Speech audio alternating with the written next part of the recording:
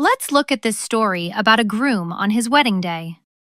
He is standing outside the church, but he looks very worried. In the next picture, look at his feet. They are stuck in giant blocks of ice. He is shivering and says, "My feet are literally freezing."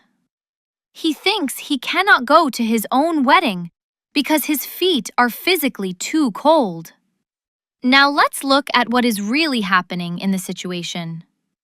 He is inside the waiting room, pacing back and forth nervously. He is sweating and having serious doubts about getting married.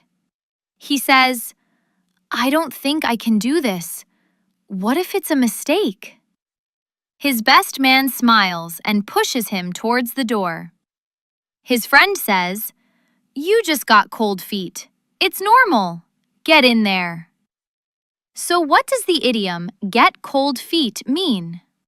It does not mean your feet need warm socks. It means to suddenly become very nervous or afraid right before doing something important. Let's look at this picture about a secret recipe. Two friends are whispering about a secret ingredient. They are holding a jar of secret recipe beans. One friend says, "Don't tell anyone about our secret ingredient." But oh no! In the next picture, he trips and drops the jar. Thousands of beans fall all over the floor. His friend gets angry and yells, "You spilled the beans! Literally!" Now, let's look at the real meaning of this idiom in daily life. They are at a party and someone asks about the surprise guest. It is supposed to be a secret.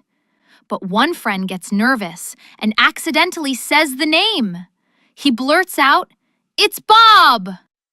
His friend looks annoyed and says, "Ugh, you just spilled the beans about the surprise." So, what does "spill the beans" mean? It does not mean you dropped food on the floor. It means to reveal a secret or give away surprise information. Let's look at this funny picture of a man walking down the street. His head is not a normal head. It is a big, fluffy white cloud. He is smiling and looks very happy, but he cannot see where he is going. In the next picture, he walks straight into a lamppost. Clang!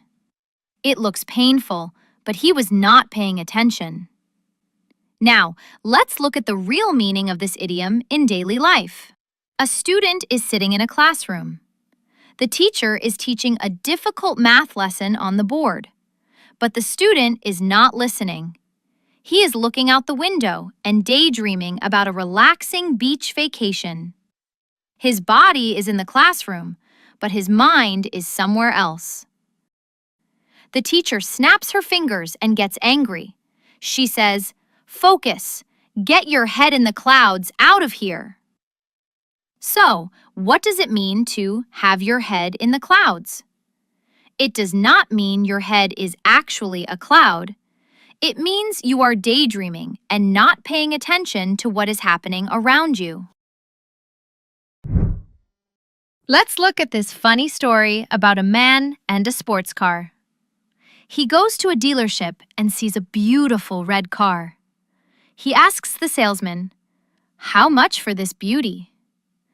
The salesman makes a joke and says, "An arm and a leg, please."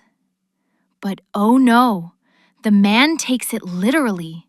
He looks terrified and grabs a saw. He thinks he actually has to cut off his own arm and leg to pay for the car. Now, let's look at the real meaning of this idiom in daily life. The same man is looking at a designer handbag in a shop. Look at his shocked face when he sees the price tag. It is way too expensive. In the last picture, he decides to buy it anyway. But look at his pockets now.